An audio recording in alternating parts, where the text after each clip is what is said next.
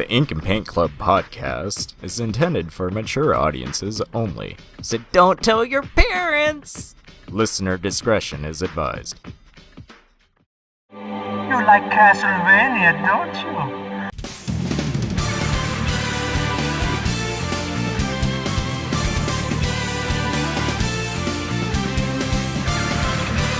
you? You're listening to the Ink and Paint Club podcast, your weekly home for animation reviews and discussions.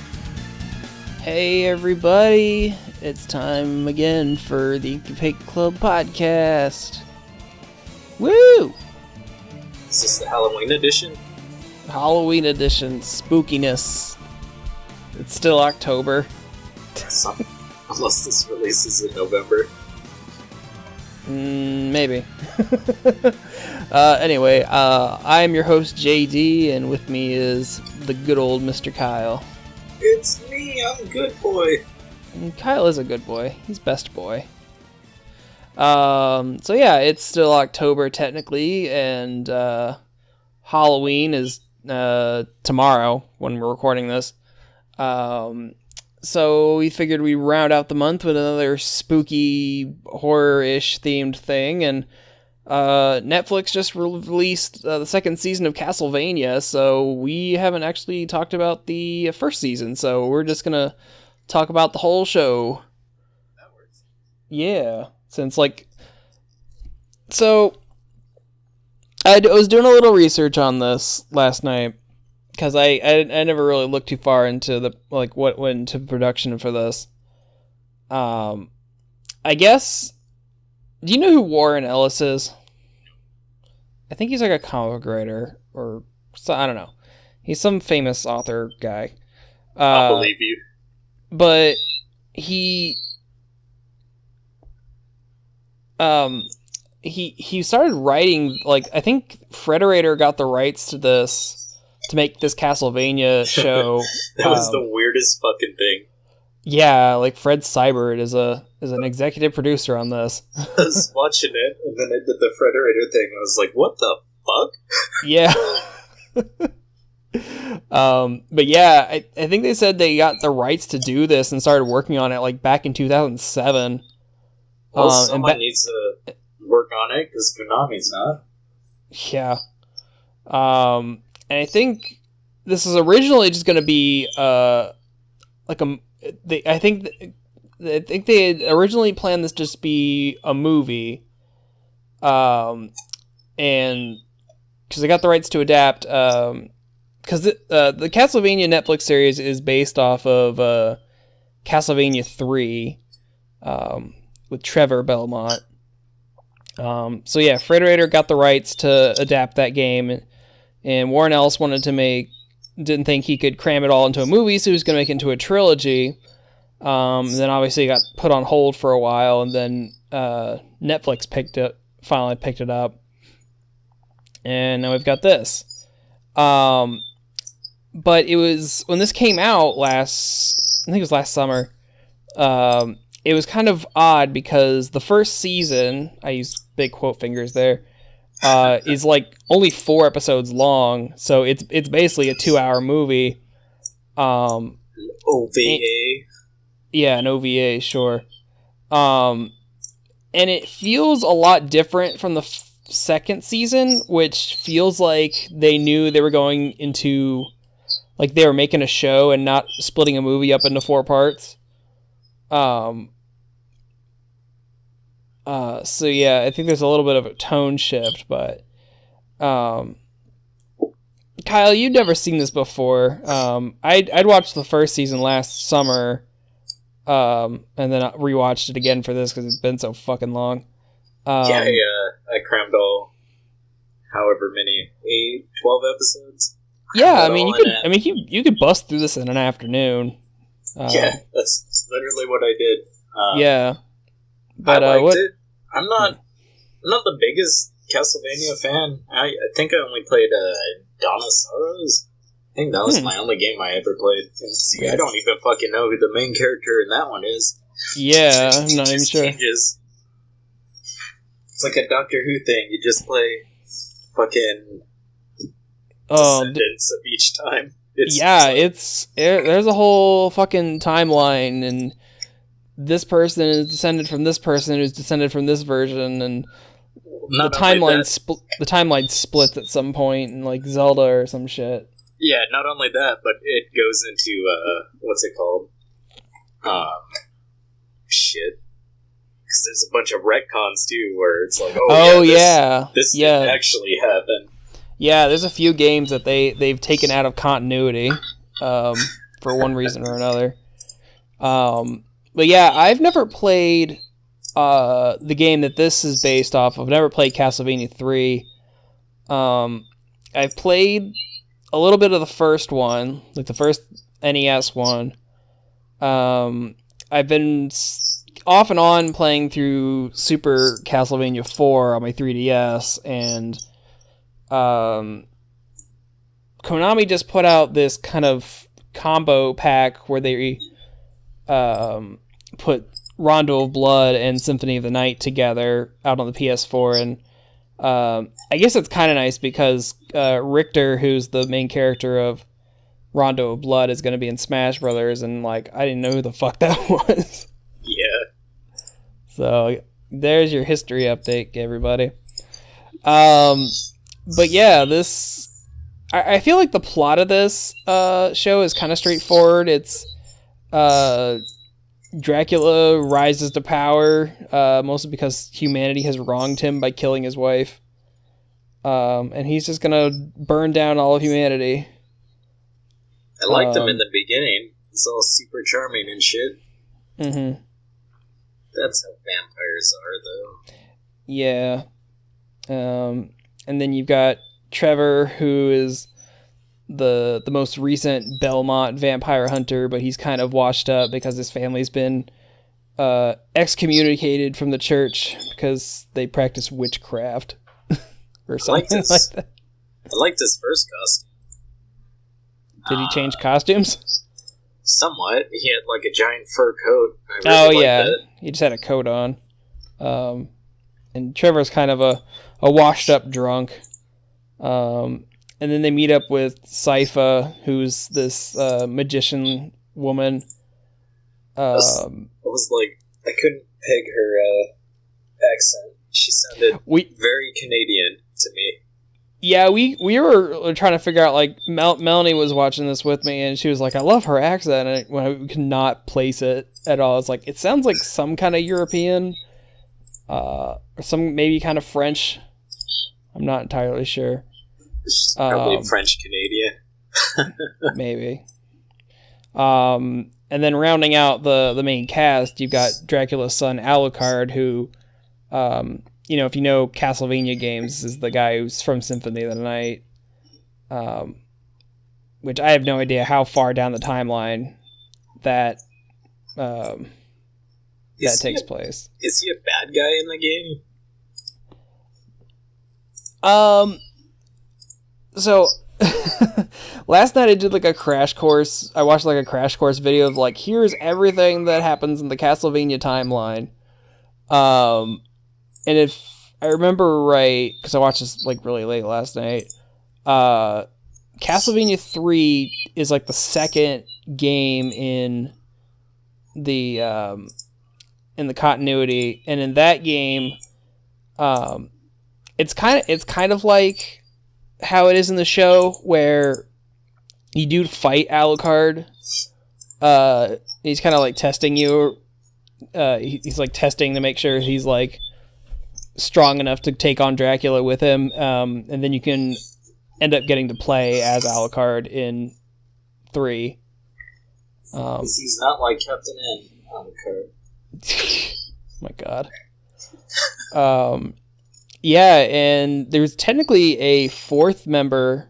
I think his name's Grant or something. He's like a pirate, but they took him out for the show because they felt it didn't really make sense to have him there. I mean, I think that's fine. I think the 3 main characters were alright. Yeah, I think it kept it simple and everyone got to play off each other pretty well. I think the one thing I do want to highlight on the show I think was really done is the animation on this is really, really gorgeous. It's refreshing to see something not awful puppet animation. Yeah. There's some bits, especially at towards the end of season 2, where I can see some like really simple, like kind of stilted CGI character stuff. But for the most part, this is like all hand drawn, and all the fight choreography is like really well done and really flows really well. Especially handling a whip. That's all really well done. Yeah, anytime Trevor pulls out the whip, it's just like it's constantly wrapping around things, and just the way it moves is just very interesting to watch. I liked a lot of the monster designs. Monster designs are fun. It's just I don't really know too much about Castlevania to be like, oh yeah, that's from this game. That's one of the things I was kind of confused about. I mean, it kind of makes sense for the show.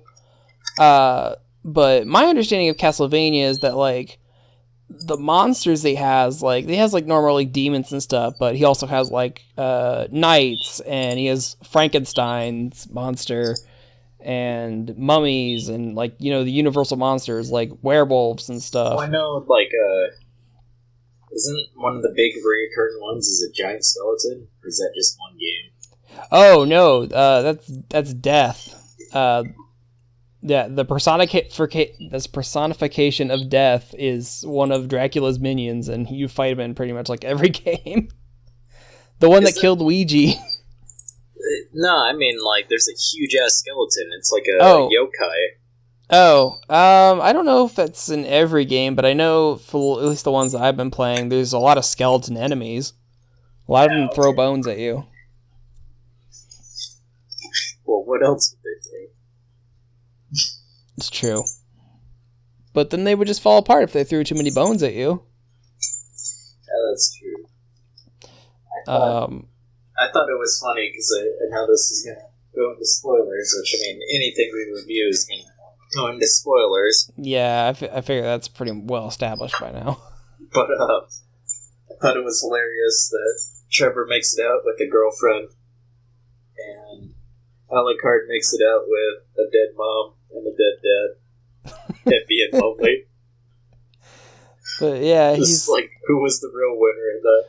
It's true. Yeah, Trevor. By the end of this, Alucard goes back to his. He takes care of the castle, and Trevor and Sypha go off to do whatever it is they do. It's like I don't even know if he really needed to kill Dracula. It seemed like he snapped too at that point.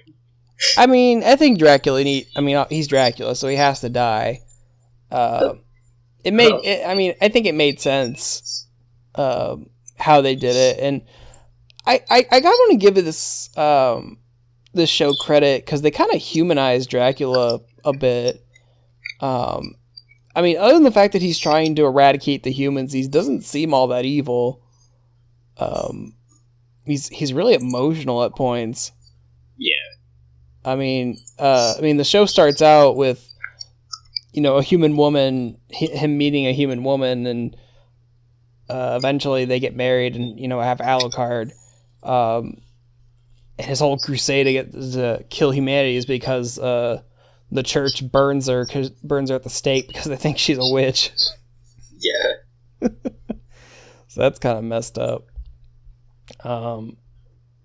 Yeah, the first season is basically just setting up why Dracula wants to eradicate humanity.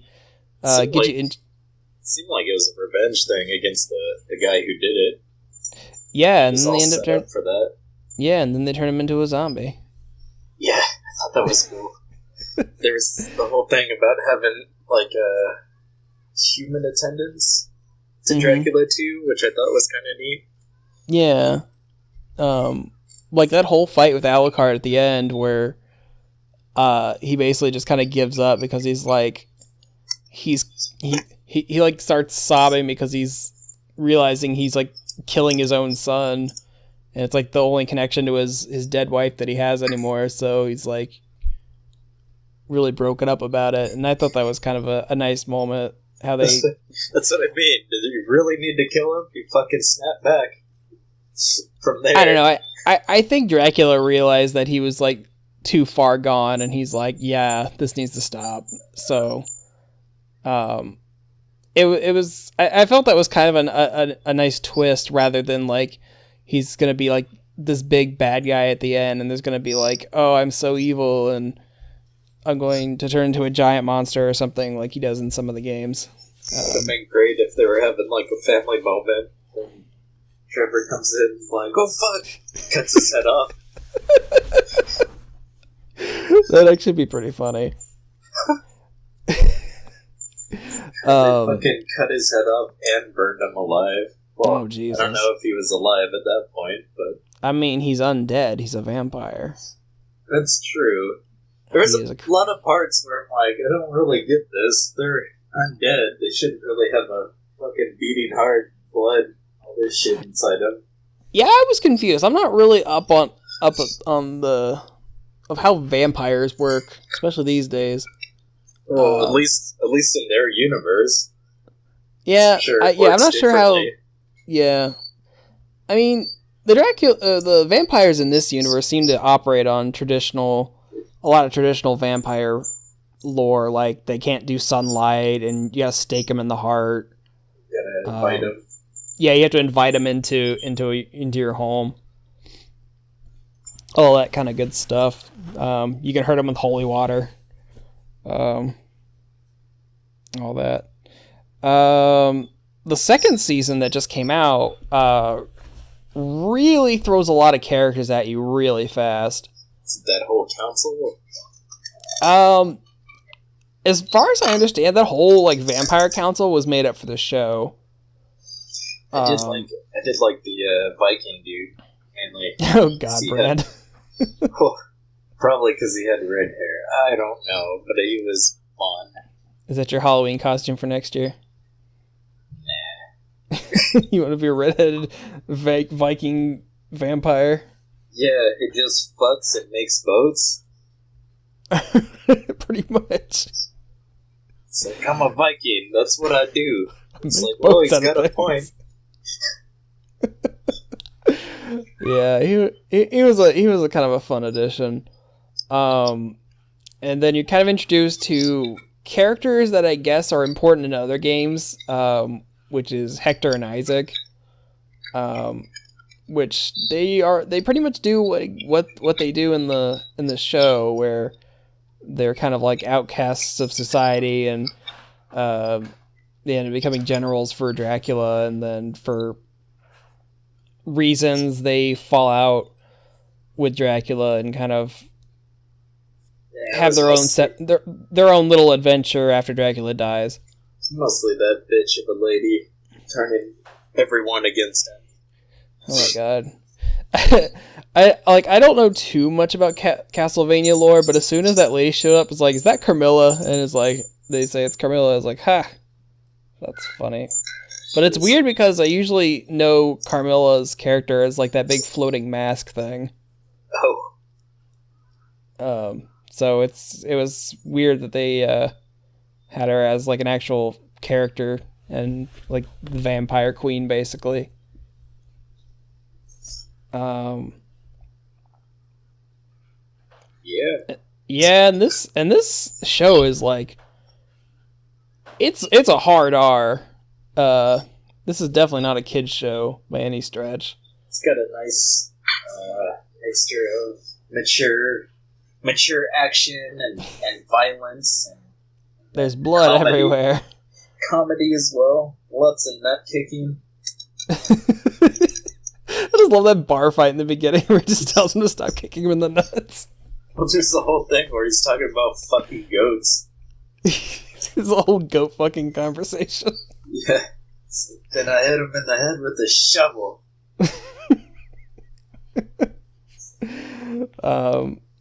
And I really liked how much they got out of Trevor and Alucard's relationship. Like, I'm sure everyone's seen the clip of it by now, but there's the part where Sypha's like, all right, if I'm going to leave you guys alone, try not to kill each other. And as soon as she leaves, he's like, eat shit and die. And Alucard's like, fuck you. Yeah, but then they start laughing at their buddies. Yeah. And, like, I like that they build their friendship over the course of the season, where, like, the fucking, like, last scene of the season is, like, Trevor and Sypha about, like, on a cart, they're about to leave, and Trevor's waving goodbye, and Alucard just flips him off. Yeah. He's like, that's true bromance right there. They're like, alright, see ya, and then he just sits at home and cries. It's all super fucked up. Yeah. Honestly, I think my biggest problem with this show so far is that whole last episode. Because I felt like... Did you kind of feel like the last episode was kind of unnecessary?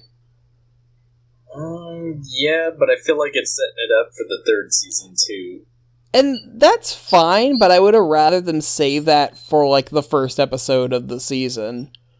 Like, because I felt like there's the episode before it, they have the big showdown with Dracula, and Dracula dies at the end of that episode. And I'm like, okay, great, they defeated the big bad guy. But then there's an entire episode after that is just, like, wrapping things up and setting more things up for the next season. And I'm like, well, that kind of slows down the pace a little bit. Well, who knows, man. Yeah. And to do the whole thing with the lady and the black guy and whatever. Yeah. I just felt it was like... I felt like Netflix gave them like, here's how many episodes you get, but they ended up wrapping the main story in 7 episodes, and they're like, well, guess we gotta do something for a half hour. It's better than having the obligatory beach episode. It's true. But they could have did that. But yeah, vampires can't go out in the sunlight, so it would have been true. kind of weird. Yeah. And then, I think they've already gotten picked up for a third season, so I'm sure there'll be more. Kind of shitty if they didn't. Yeah. I mean, I feel like if they stopped the show here, I'd be fine. More so if they had just taken all those scenes with Alucard, Trevor, and Sypha, like, just omitted everything that the bad guys were doing. Just have all the scenes with them, and that's the last of it, of, like, Trevor and Sypha going off, and Alucard staying behind to tend to the castle. I think that'd be fine. And if they wanted to just stop there, I'd be okay with that. But... And it makes me wonder if they're gonna, like, make up some stuff to keep, Trevor as the main character. Actually, I say Trevor's the main character very loosely. He really isn't. Not so much. Yeah, I mean, I was kind of listening to someone else talk about this, and they kind of made a good point that, Castlevania is, like, the story of, like, the Belmonts and, them being vampire hunters to defeat Dracula, but this show seems like it's more of Alucard's story than anything. Yeah. Especially with that final fight with Dracula, where he kills his daddy. Don't we all, though? I hope not. Don't we all go through that? Well, So yeah, if they, whenever they get to the next season, I'm wondering what they're gonna do, because I know there's a game, I think it's, like, on the PlayStation 2, that deals with Hector and Isaac's what they do after the events of Castlevania 3, and then Trevor kind of comes in at the end. So I'm wondering if they're gonna start pulling from that game. Or if at some point in the future, they're going to, like, tackle the stuff with Simon, because I think Simon's pretty far down the timeline from Trevor. And I know I saw an article the other day saying that the showrunner wants to adapt Symphony of the Night, which would be really cool, but again, that's another thing where it's like it's so far ahead in the timeline of Castlevania, so who knows? Magic. You got magic. You could probably do time bullshit. Well, I thought his analogy was kind of funny because he was like, if we went from Castlevania 3 to Symphony of the Night, it'd be like going from the first Captain America to Civil War. Yeah. With nothing in between. And I can see how that would confuse some people. But yeah, Kyle, what are your final thoughts for Castlevania? I liked it. I would recommend it. I would also pretty recommend fun. it. Yeah. I don't know. I already said it. Animation was good. Writing was pretty fun. Silly at times, actiony at others. A little dramatic at some points. Yeah. but it was cool. Yeah. Definitely a surprise for Netflix. And from Frederator. Yeah, Frederator of all people producing this. I don't think they animated it, but what was I gonna say? I don't know. I mean, if anything, this show kind of got me into playing Castlevania. 'Cause I'd never really played them before, but like after watching that show, I'm like, I kind of want to check these out now, and now I've played a good handful of them. It did its job. It did its job. Yep. Good job, everybody. And yeah, I guess we'll see what it has to what's in store next. Because I don't know. I imagine whatever they do, whether they pull from other games or if they make up their own kind of story to keep Trevor involved. I'm sure it'll be good because I think Netflix has a pretty good animation track record right now. The DreamWorks shows, not withholding. Yeah. So, Kyle, is there anything else you want to say before I sign off? I guess happy Halloween. Yeah. Be safe trick or treating, children. if you're listening. Yeah, if you guys are that much of a loser that you're sitting at home listening to us instead of actually going out to parties. I gotta work. Hey, I gotta be a loser who has to go to work tomorrow night. So at least you're working, I guess. I don't know. I'm not sitting in my house. So. All right, guys. I think that does it for this week. Thanks for listening, and we'll be back to our non-spooky show next week. Thanksgiving edition. Fuck, we gotta think of a Thanksgiving movie. We could do the South Park Black Friday series, so that's topical. Maybe. Alright, guys, we'll catch you all next week. See ya. Thank you for listening to this episode of the Ink and Paint Club podcast. Be sure to subscribe to the channel so you can catch a new episode every week. Also be sure to follow us on our Facebook and Twitter so you can keep up with the show. Links are in the description. We'll see you next week.